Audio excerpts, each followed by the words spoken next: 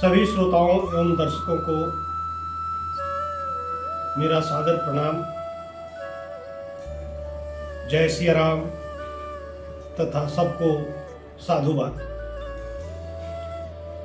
इसके पूर्व की कथा में हम लोग सुने थे कि पार्वती जी शिव जी से ब्याह करने के लिए तपस्या कर रही हैं और शिव जी ने भेजा है सप्तर्षियों को, जाइए आप लोग पार्वती जी की परीक्षा लीजिए। परीक्षा में पार्वती जी पास हुई हैं। शादी के लिए लग्न पत्रिका लिखी गई है। लग्न पत्रिका ब्रह्मा जी के पास गई है। ब्रह्मा जी ने लग्न पत्रिका सभी देवताओं को पढ़कर सुनाया है। अब ब्याह के लिए बारात चलेगी। सारे देवी देवता उत्साह से भरपूर उमंग के साथ तैयारी में लगे हैं। जब कहीं शादी होती है, जब बारात जाने को होती है, तो जिस घर से बारात चलती है उस घर के लोग तैयारी तो करते ही हैं।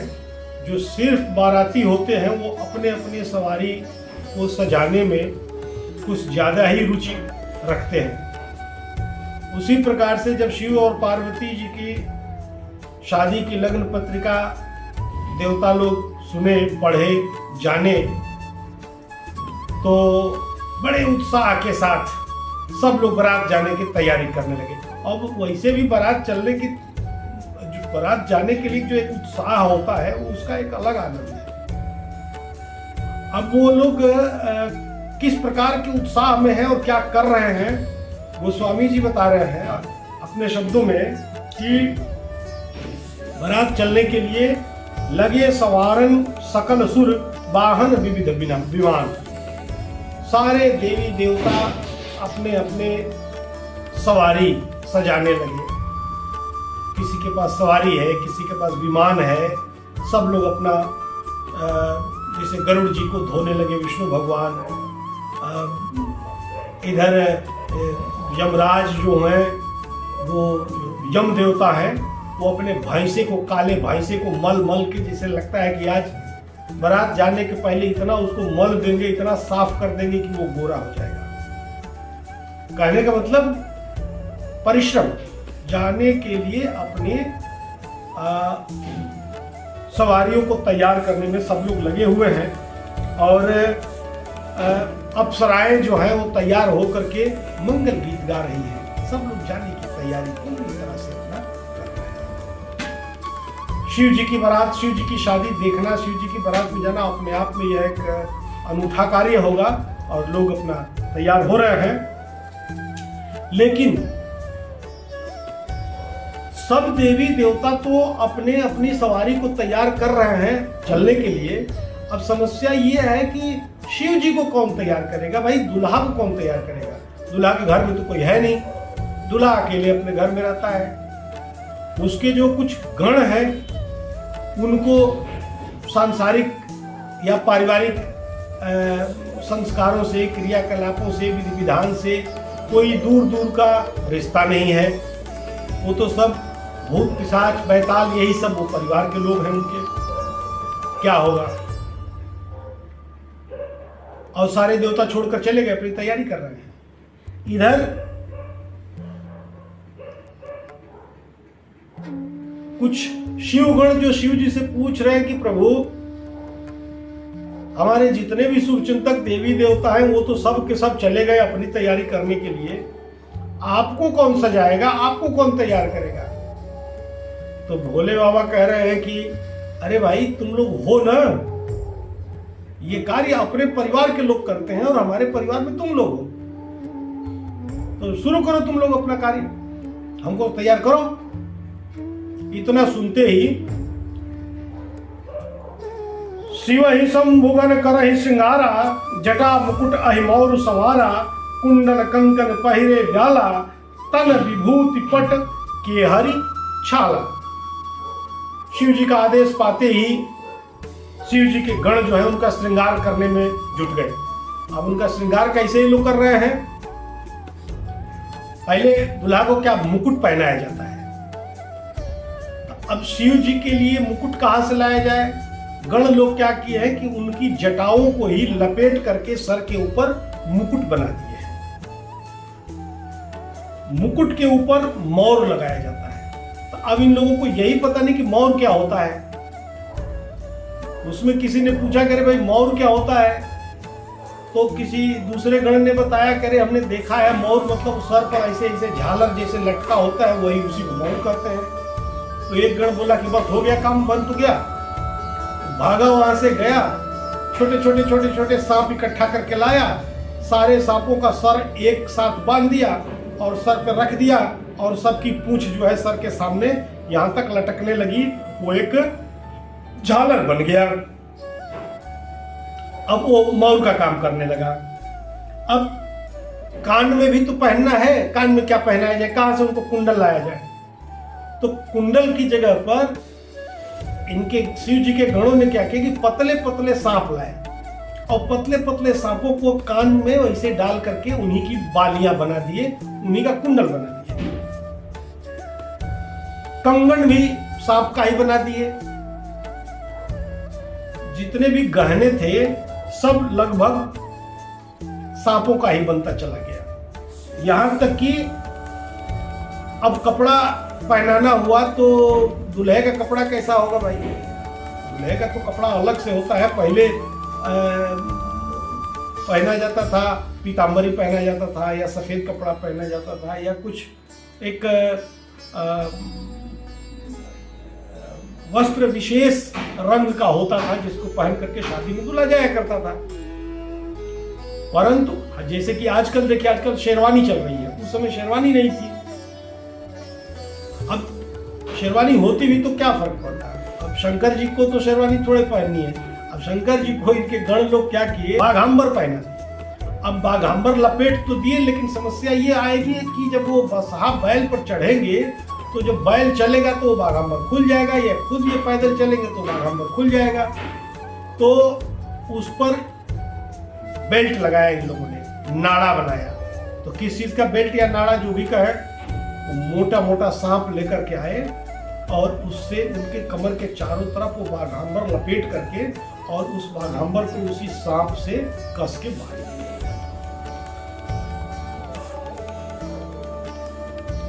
देखते जाइए दुल्हा का स्वरूप कैसा हो रहा है।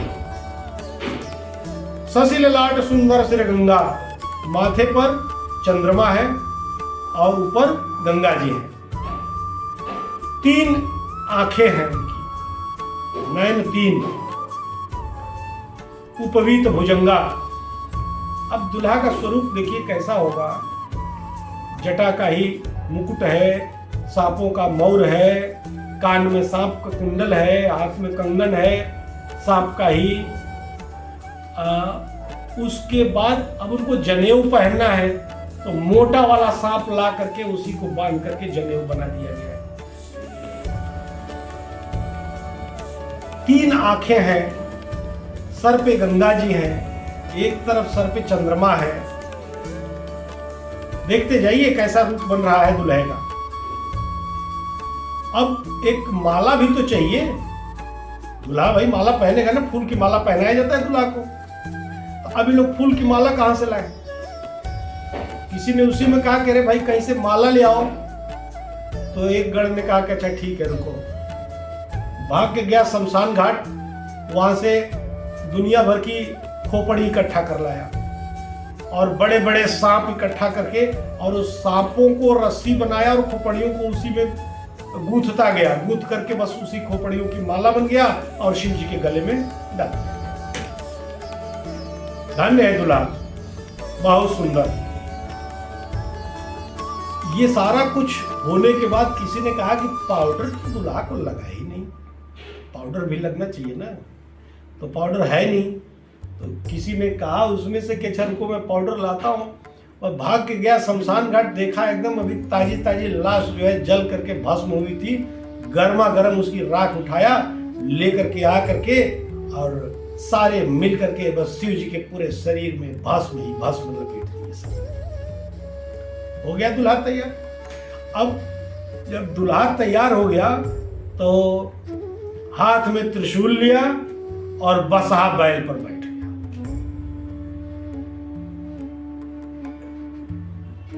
जब इस दुल्हे की स्थिति, दुल्हे का रंग रूप और बैठे हुए सवारी पर इस दुल्हे को जब देवताओं की स्त्रियां, देवांगनाएं जब इनको देखी हैं तो देख करके मुस्कुरा रही हैं और कह रही हैं आपस में, बर लायक दुल्हन जगमाही, इस दुल्हे के लायक इस पूरे जगत में दुल्हन नहीं मिल सकती है। कहां से ऐसे दूल्हे को दुल्हन मिलेगी अगर मेल मिलाप करा करके शादी की जाए तो। खैर दूल्हा चला। अब हर जगह क्या होता है कि दूल्हा आगे चलता है, बारात पीछे से आती है, लेकिन यहां क्या है कि बारात आगे चल पड़ी। कैसे? बारात जब आई है, विष्णु विरंच आदि सुर ब्राता, चढ़ चढ़ वाहन चले बराता। विष्णु भगवान, ब्रह्मा जी, अन्य सारे देवता अपने अपने वाहन पर चढ़ करके चल दिए। तो विष्णु भगवान देख रहे हैं पीछे मुड़ करके दुल्हे को और देख करके मुस्कुरा रहे हैं कि क्या दुल्हा बना है, धन्य है भोलेनाथ। अब कह रहे हैं कि नहीं बरात दुल्हा अनुरूपा। विष्णु भगवान तमाम देवताओं से जो बारात में चलने के लिए अपनी सवारी पर बैठे हैं, चल रहे हैं, उनको कह रहे हैं श्री हरि विष्णु भगवान की यह बारात जो है दुल्हे के अनुरूप नहीं है। अब देखिए, देवांगनाएं कह रही हैं कि इस दुल्हे के लायक जगत में कहीं दुल्हन नहीं। और विष्णु भगवान कह रहे हैं, यानी बाराती कह रहे हैं सब कि यह बारात इस दुल्हे के लायक नहीं है। तो क्या किया जाए?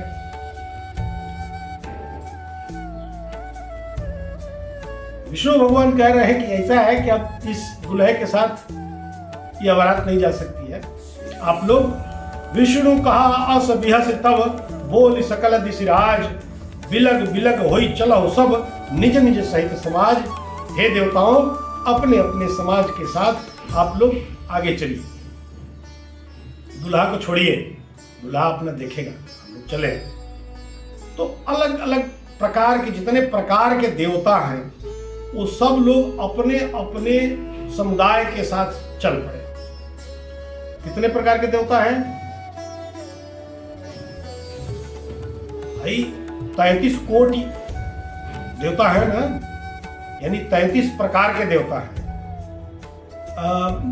कुछ लोग 33 कोटि का देवता मतलब 33 करोड़ देवता कहते हैं, ऐसा नहीं है। 33 कोटि देवता है, 33 प्रकार के देवता है। तो 33 प्रकार के देवता अपने अपने प्रकार के समूह को लेकर के चलते हैं। अब बारात तो आगे निकल गई। बारात के आगे निकलने के बाद शिव गणों ने कहा शिव जी से कि भोलेनाथ, बारात तो चली गई, अब हम लोग अकेले जाएंगे, कैसा लगेगा, कैसे चला जाए? तो शिव जी बोले कि ऐसा है कि भाई जैसा दूल्हा है बारात तो वैसी चाहिए ना। वो लोग तो कह के निकल लिए कि नहीं, बारात दूल्हा है अनुरूपा, तो बारात की व्यवस्था करिए जो दूल्हे के अनुरूप हो, जो दूल्हे के लायक हो। तो किसको बुलाया जाए? अरे भाई, हमारे तमाम गणों को बुलाया जाए। तो कहे उनको तो न्योता ही नहीं गया है आपकी शादी का, तो कैसे आएंगे? कहे अरे भाई ये बताओ, भूत पिशाच को कोई निमंत्रण देता है क्या शादी? ये तो सब के सब अपने से आ जाते हैं। कहीं भूत पिशाच बैताल को कोई अपने किसी शुभ कार्य में, किसी शादी ब्याह में कोई निमंत्रण देता है क्या? नहीं देता है। ये लोग अपने आप आते हैं। और एक बार आप आवाज लगाइए, अपने गण को बोले शिव जी, देखिए कैसे सब टूट पड़ते हैं, सब के सब कहीं न कहीं इधर उधर छिप करके देख रहे होंगे। आप आवाज करें।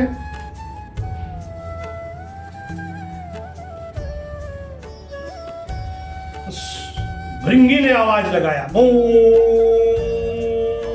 चलो तमाम शिवगण, कुछ ऐसे ही उनकी होगा। आवाज लगाया तो शिव अनुशासन सुनि सब आए। प्रभुपद जलज शीस तिन्ह नाये, नाना वाहन नाना वेशा, अब भी हंसे शिव समाज निज देखा। तमाम शंकर भगवान के जितने भी गण होते हैं, सारे गण शादी में चलने के लिए क्षण भर में उपस्थित होते हैं, उनको कहीं दूर से थोड़े आना है। और उसमें जब पूरे विश्व से आए होंगे तो सोचिए किस किस तरह के होंगे। अगर कोई पुर्तगाल से आया होगा तो वो कैसा होगा, कोई ऑस्ट्रेलिया से आया होगा तो वो कैसे होगा, कोई केरल से, कोई आसाम से, कोई बिहार से, कोई बंगाल से, विश्व के हर कोने से जहां जहां भूत बेताल रहते हैं हर जगह से लोग आए होंगे। और साउथ अफ्रीका का भूत कैसा होगा सोचिए। जब वहां के सुंदर लोग ऐसे देखे जाते हैं तो वहां के भूत पिशाच कैसे होंगे। और जिस देश में सुंदर लोग होते हैं उस देश में भूत भी कितने सुंदर सुंदर होंगे, इसका भी अंदाजा लगाया जा सकता है। जो सारे आकर के शिव जी को प्रणाम कर करके सब खड़े हो गए एक लाइन से। शिव जी एक बार अपने समाज को देखे और देख करके मुस्कुराने लगे।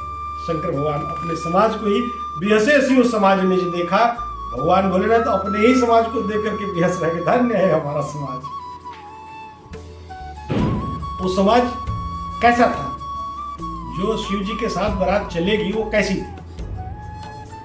को मुखहीन विपुल मुख काहू, बिनु पद कर को बहुपद बाहु, विपुल नयन को नयन विहीना, हृष्ट पुष्ट को अतिबल खीना। यानी किसी के पास मुंह नहीं है, किसी के पास पूरा शरीर में मुंह ही मुंह है, किसी के पास पैर नहीं है, किसी के पास हाथ नहीं है, तो किसी के पास दुनिया भर के पैर हैं, दुनिया भर के हाथ है, चारों तरफ हाथ ही हाथ लटके हुए हैं। किसी के पास पूरा शरीर में आंख ही आंख है, कोई नयन भी नहीं, किसी के पास एक भी आंख नहीं है।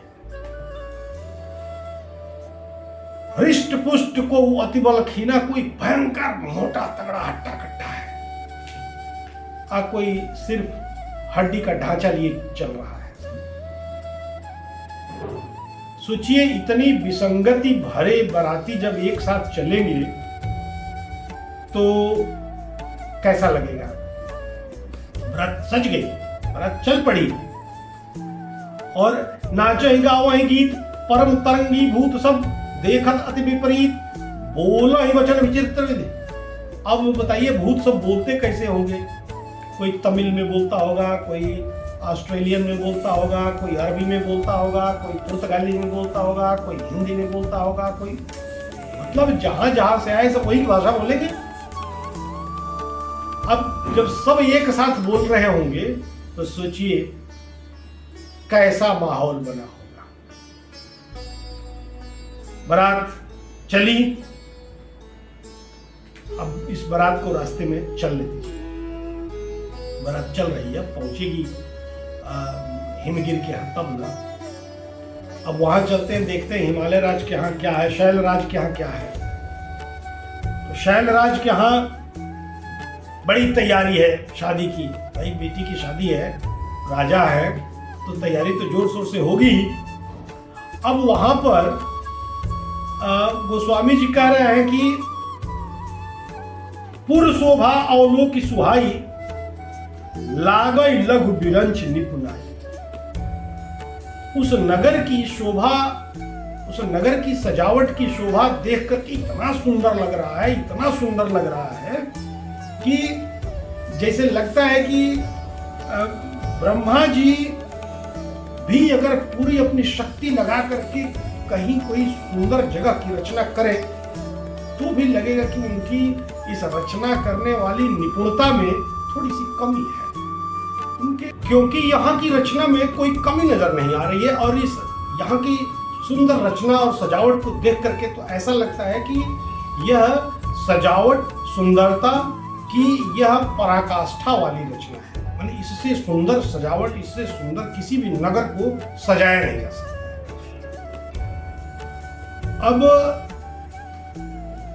नगर की सजावट तो हो गई, बारात अब आने वाली है, पहुंचने वाली है। बारात में जो सबसे आगे वाली पार्टी है वो है देवता लोगों की। देवता लोग नगर के पास आ गए हैं। नगर निकट बरात सुनियाई, पुर खर भर शोभा अधिकाई, करी बनाव सजी वाहन नाना, चले लेन सादर अगवाना। बारात नगर के बाहर आ गई है, उसकी अगवानी करने के लिए नाना प्रकार के वाहन पर बैठ करके यहाँ के जो प्रतिष्ठित लोग हैं चल पड़े। बारात आ गई, पहला खेप यानी देवताओं का समूह सामने आया। बारात की सुंदरता देख करके, बारात में आए हुए सुंदर सुंदर बारातियों को देख करके अगवानी करने वाले बड़े प्रसन्न हुए। ओहो, कितनी सुंदर बारात है। हम लोग को ये पता नहीं है ना कि जो असली बारात तो पीछे है। आने दीजिए असली बारात, फिर समझ में आएगी कि बारात क्या होती है। तो ये जो आगे वाली बारात है, इसको अगुवाई करके लाया गया। इनको नाश्ता पानी सब दिया जाने लगा। नाश्ता पानी लोग करना शुरू कर दिए। उसी में कुछ लोग होते हैं, दिखाते हैं कि हम बाद में खाएंगे, बाद में खाएंगे। तो विष्णु भगवान और ब्रह्मा जी कह रहे हैं लोगों को, बाकी देवता लोगों को, ऐसा है कि नौटंकी न करें आप, क्योंकि खाने पीने का मौका तभी तक है हमारे पास जब तक कि पीछे से असली बारात नहीं आ जाती है। जैसे ही असली बारात आएगी, शिव जी के साथ में जो गण आ रहे हैं, उनको देखने के बाद ये जो अगवानी करने वाले लोग हैं ना, ये कोई टिकने वाला नहीं है, यहाँ सब छोड़ के भाग जाएंगे। इसलिए अभी भर पेट खींच के खा पी लीजिए आप लोग, बात का पता नहीं है क्या होगा क्या नहीं। खैर, लोग खाने पीने लगे। तब तक सूचना मिली कि दूल्हा आ गया। दूल्हा आ गया ऐसी खबर सुन करके दूल्हा देखने की उत्सुकता स्त्रियों में और बालकों में बहुत होती है। बालक सब दौड़े दूल्हा देखने के लिए और दूल्हा के पास गए। दूल्हा देखे और देख करके एकदम माने जैसे पूछ पटक के भागने वाली कहावत है ना, वैसे भागे सब एकदम पीछे घर की तरफ डर के। भागो, जान रहेगी तो देखा जाएगा। भाग भाग के सब अपने घर पहुंच गए और घरों में अपने अपने घुस करके और दरवाजा धाड़ धाड़ सब बंद किए जा रहे हैं। घर में माताएं बहनें पूछ रही हैं कि अरे बेटा क्या बात है, क्यों इतना परेशान हो, क्यों डरे हुए से हो, क्या तुमने दूल्हा देखा, बारात तुमने देखी? तो बच्चे सब हाँफते हुए धरि धीरज तह रहे सयाने, बालक सब लय जीव पराने।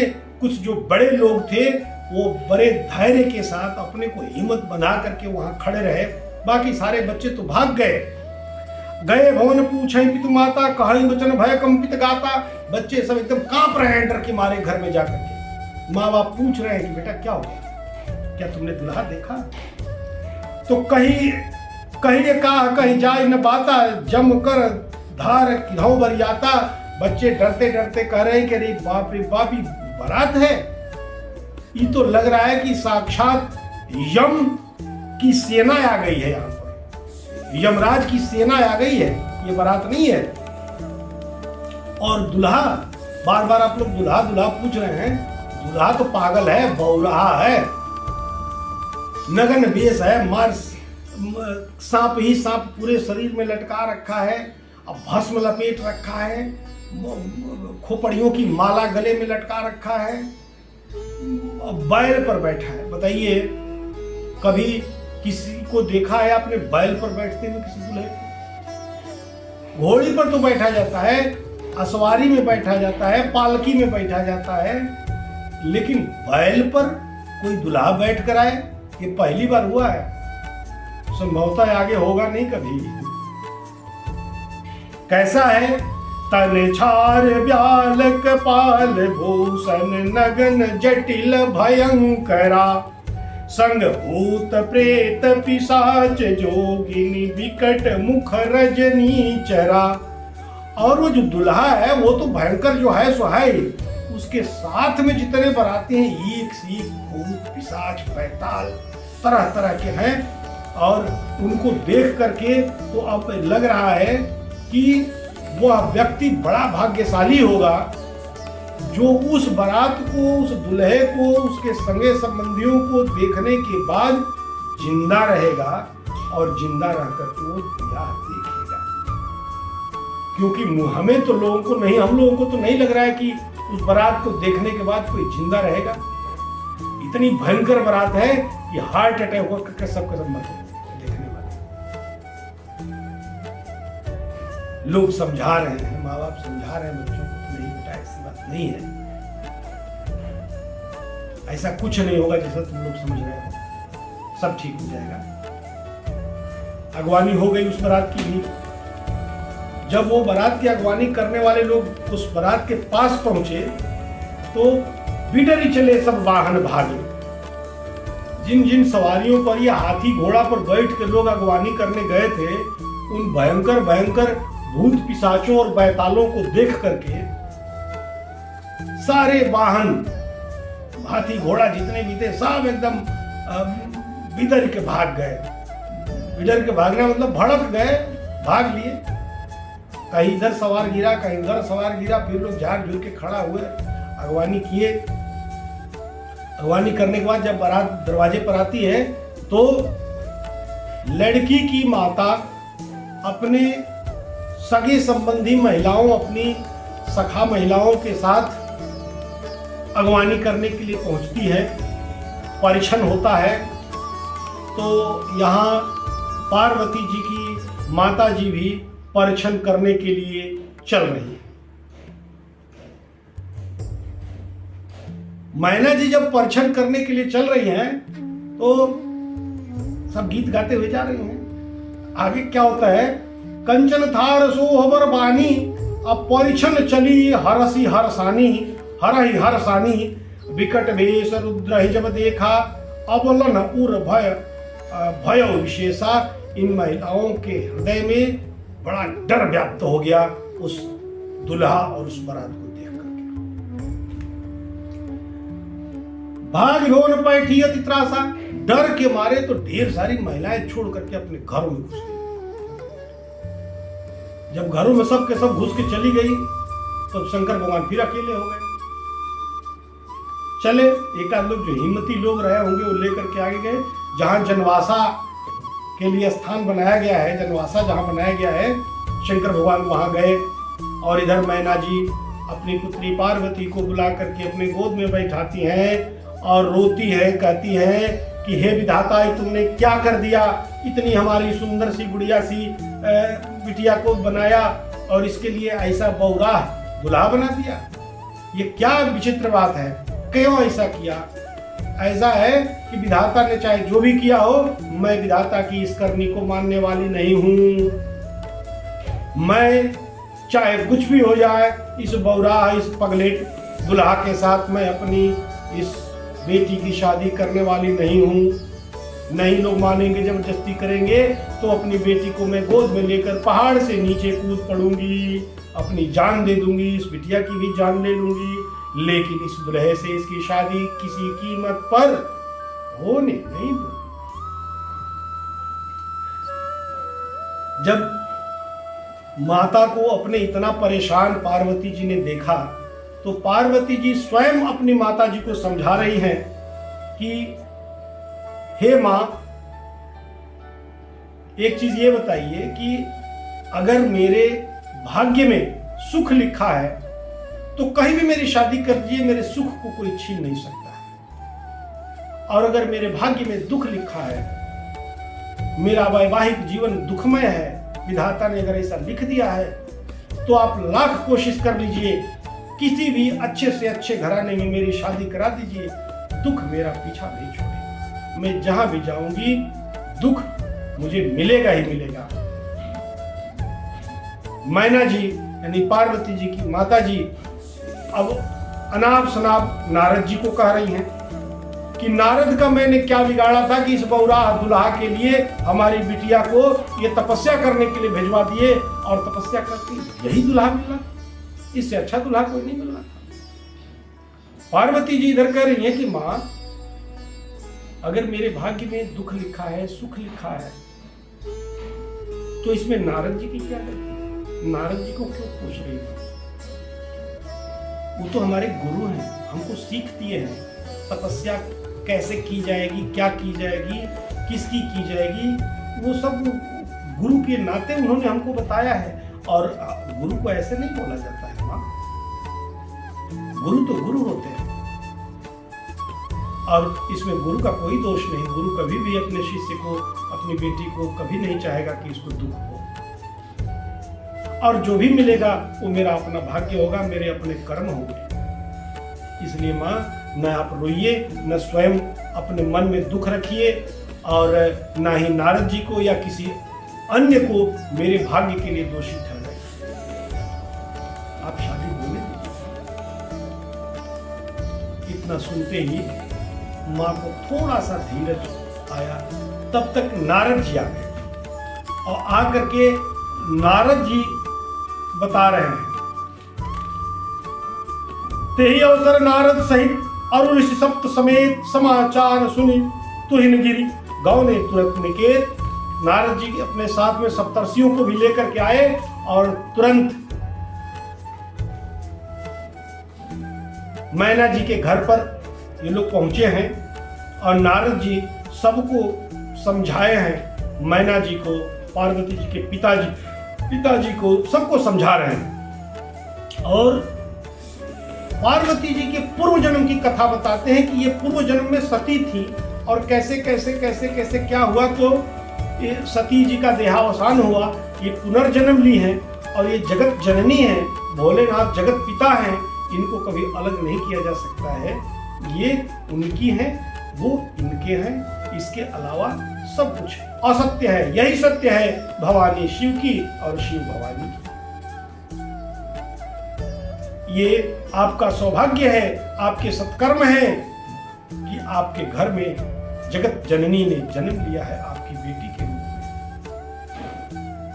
अपनी बेटी यानी जगत जननी को इसके स्वामी यानी भगवान भोलेनाथ से जो मिलन की अवधि आई है, इसमें कोई भी व्यवधान नहीं।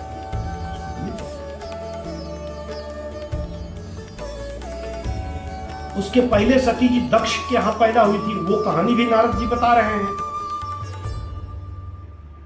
सारी कहानी बताने का कि सीता जी का इन्होंने रूप बनाया था, फिर शंकर जी को उसमें मां दिखने लगी, शंकर जी ने इनका त्याग किया, फिर ये अपने दक्ष प्रजापति पिता के घर गई थी, वहां कैसे यज्ञ में इनकी बेइज्जती हुई और शंकर जी की बेइज्जती सुन करके, देख करके इनसे बर्दाश्त नहीं हुआ, इन्होंने किस प्रकार से अपने शरीर का त्याग कर दिया। इतना सब सुनने के बाद सुनी नारद के वचन तब सब कर मिटा विषाद। सबका जो शोक, जो दुख था, नारद जी की इन सब बातों को सुन करके मिट गया, जाता रहा। और क्षण में व्यापे उस सकलपुर घर घर यह संवाद। और क्षण भर में यानी बहुत ही अल्प समय में नारद जी की कही हुई बात कि ये भवानी है और वो भोलेनाथ हैं और ये जन्म जन्मांतर आदि से अनंत काल तक ये एक दूसरे के लिए ही बने हैं, यह बात, यह संवाद पूरे नगर में क्षण भर में फैल। तब मैं ना हिमवंतो आनंदे पुनि पुनि पार्वती पद बंदे नारी पुरुष जुआ सयाने नगर लोग सब अति हर्षाने। अब इनके माता पिता यानी हिमवंत और मैना जब देखे कि हमारी बेटी तो बस मात्र नाम के लिए है, ये तो जगत जननी है, दोनों पति पत्नी जगत जननी यानी पार्वती जी की चरण वंदना किए और पूरे नगर में हर्षोल्लास फिर से एक बार पनप गया। उसके बाद लगे होनपुर मंगल गाने सजे, सबई हाटक घटनाना भांति अनेक भाई जीवनारा सूप शास्त्र जस कछु व्यवहारा।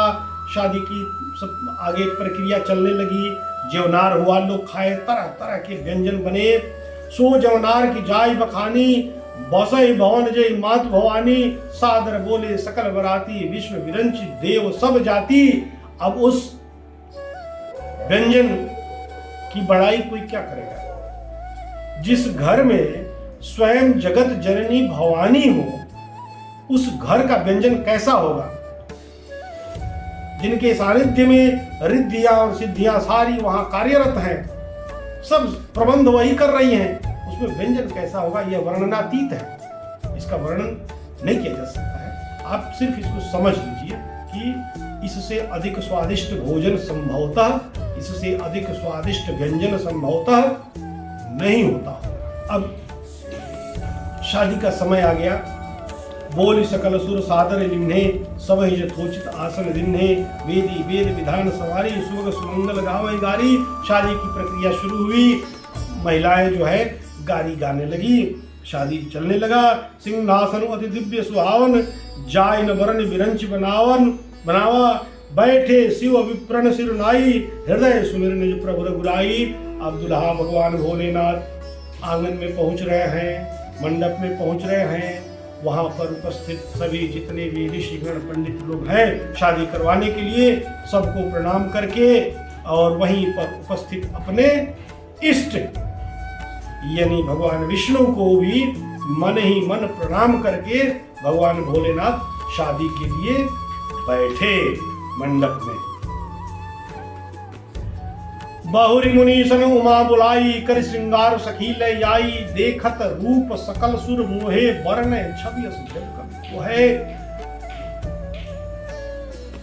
मुनियों के कहने पर पार्वती जी को मंडप में बुलाया गया शादी के लिए। पार्वती जी का श्रृंगार देख करके लगता था कि यह सुंदरता की पराकाष्ठा है। इससे अधिक सुंदर रचना शायद संभव नहीं।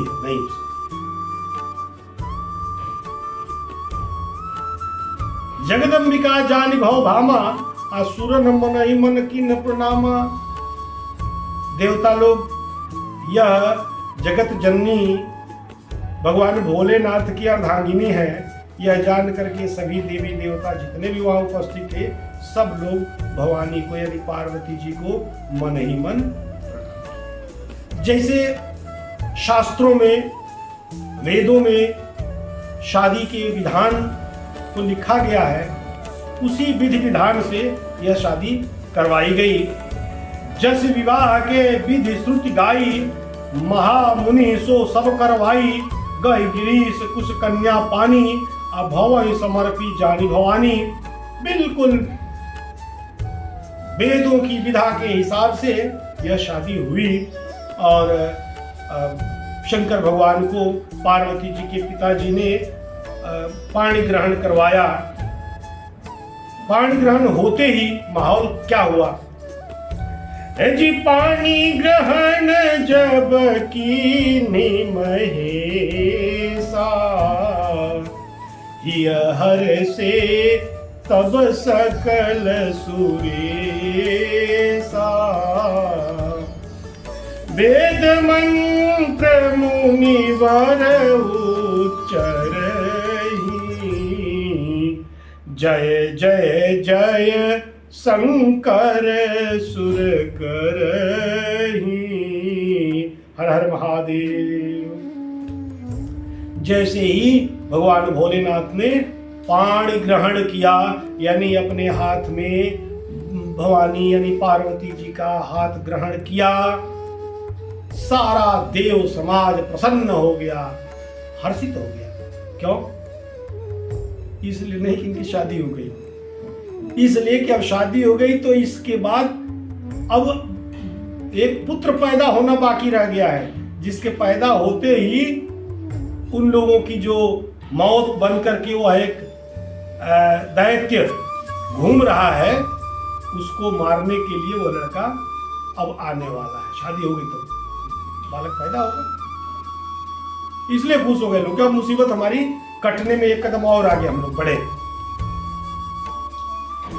अब शादी के बाद जो दान दहेज होता है, लेन देन सब होता है, तब दाएज दियो बहुभांत पुनिकर जोरी, हिम भूधर कहियो, का देव पूर्ण काम शंकर चरण पंकज गहि रहियो। शिव कृपा सागर ससुर कर संतोष सब भांति कियो, पुनि गहे पद पाथोज महीना प्रेम पूर्ण यो। बहुत प्रकार से दहेज दे करके हिमांचल ने हाथ जोड़ करके भगवान भोलेनाथ को कहा कि हे भोलेनाथ, हे शंकर भगवान, हम आपको क्या दे सकते हैं? हम जो भी दे रहे हैं वो बस हमारी श्रद्धा समझ लीजिए। आप तो पूर्ण काम है, आपको हम कुछ देने के लायक तो नहीं है, लेकिन फिर भी जो भी हमारी क्षमता है आपके सामने उसको कृपा करके स्वीकार करिए। फिर आगे कह रहे हैं कि नाथ उमा मम प्राण सम गृह किंकरी करेहु क्षमेहु सकल अपराध अब होई प्रसन्न वर दे। हे भोलेनाथ, यह मेरी कन्या जो है ना, यह हमारे प्राणों के समान है, प्राण से अधिक प्रिय है। हम आपको समर्पित कर रहे हैं। अगर इससे कुछ गलती हो जाए, बड़ी अबोध है, अगर इससे कुछ गलती हो जाए तो इसको माफ करिएगा। अपनी दासी समझकर, अपनी किंकरी समझकर के सदैव इसको क्षमा करते रहिए। कहीं न कहीं इनको डर होगा कि पिछली बार सती को जैसे छोड़ दिए थे वैसे इनको भी न छोड़ दें, इसलिए पहले ही हाथ पैर जोड़ करके माफी मांग ले रहे हैं। वैसे भी एक कन्या का बाप तो कमजोर वैसे ही माना जाता है। फिलहाल शिव जी ने बहुत तरह से अपनी सास को समझाया, सास ने बहुत तरह से अपनी कन्या को समझाया। बहुविधि सम सास समझाई, गौनी भवन चरण सिर नाई, जननी उमा बोली सब तब लीनी, लय उछा सुंदर सिक दीनी। अब मैना जी अपनी पुत्री को ससुराल चुकी जा रही है, तो वहां जा करके नारी धर्म क्या कहता है वो अपनी पुत्री को समझा रही हैं। कह रही हैं, करे उसदा शंकर पद पूजा, नारी धर्म पति नहीं कोई देव न दूजा। अर्थात मैना जी अपनी पुत्री को समझा रही हैं, पार्वती जी को समझा रही हैं कि बेटी वहां जा करके सदैव पति की पूजा करना। नारी धर्म में पति के अलावा दूसरा कोई देवता नहीं, पति ही उसका ब्रह्मा विष्णु महेश सब कुछ। पति की पूजा मतलब ये नहीं कि पति सुबह नहाया गया तो उसके पैर की पूजा करने लगी, ये ऐसा नहीं है। उसकी आज्ञा का पालन कर, उसके सुख दुख में कंधे से कंधे मिला, ये पति का आज्ञाकारी होना, ये सब चीजें। बार बार अपनी पुत्री को समझा रही हैं, बार बार गले से लगा रही हैं, गला रूंध रहा है, लेकिन क्या करें। पत विधि सृजी नारी जग माही, पराधीन सपन सुख नाही, भयति प्रेम विकल महतारी, धीरज किन्न कुसमय विचारी। कह रही है कि क्या ये जगत कैसा है, कैसा है, सृष्टि की रचना देखिए। अपने कलेजे के टुकड़े को, अपनी पुत्री को आदमी दूसरे के घर में और उस पुत्री को देखिए, जब छोटी होती है तो माँ बाप के अधीन होती है, बड़ी होती है तो भाई बहन से अधीन होती है, युवा अवस्था में अपने शादी के बाद अपने पति के अधीन होती है। फिर जब बच्चे उसके बड़े हो जाते हैं, उसकी उम्र ढल जाती है, तो वो अपने बच्चों के अधीन हो जाती है। इन्हीं सब चीजों को सोच रही हैं मैना जी, रो रही हैं। लेकिन अब क्या अगर भाई अति प्रेम विकल महतारी, प्रेम के वजह से वो अब विकल हो गई है, इतना प्रेम करती हैं अपनी पुत्री से, विकल हो गई है। अब रात शादी हो गई, अब विदाई हो रही है, विदाई हो गई।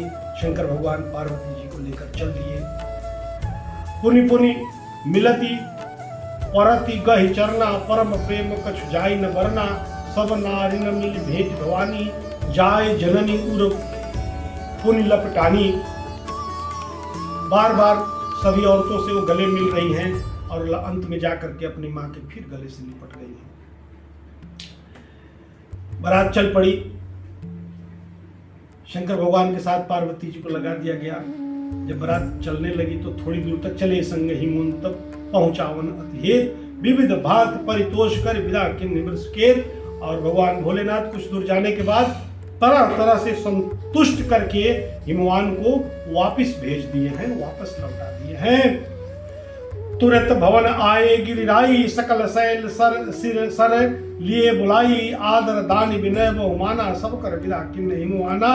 अब इधर विदा होकर के शंकर भगवान कैलाश पर आ गए। जितने भी इनके सगे संबंधी, जितने भी भूत पिशाच बैताल देवी देवता, जितने भी लोग आए थे, सबको इन्होंने बड़े सम्मान के साथ विदा किया और सुखपूर्वक अपने वैवाहिक जीवन का निर्वाह करना प्रारंभ किए। आगे की कथा हम अपने अगले भाग में, इस कथा के अगले भाग में सुनेंगे और कहेंगे भी। तब तक के लिए इस कथा पर यही विराम लगाते हैं। नमस्कार, जय श्री राम। सबको मेरा साधुवाद।